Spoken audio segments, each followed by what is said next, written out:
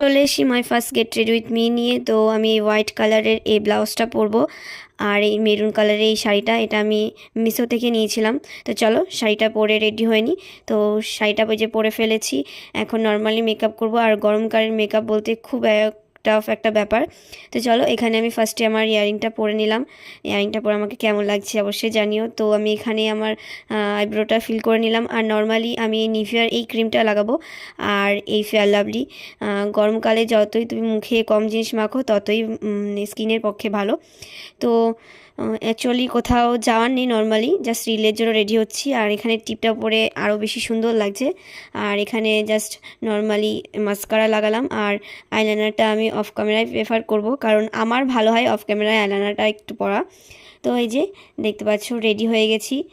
আমাকে কেমন লাগছে ফুল লুকে অবশ্যই কমেন্ট করে জানিও তোমরা। তো চলো দেখা হচ্ছে নেক্সট ভিডিওতে।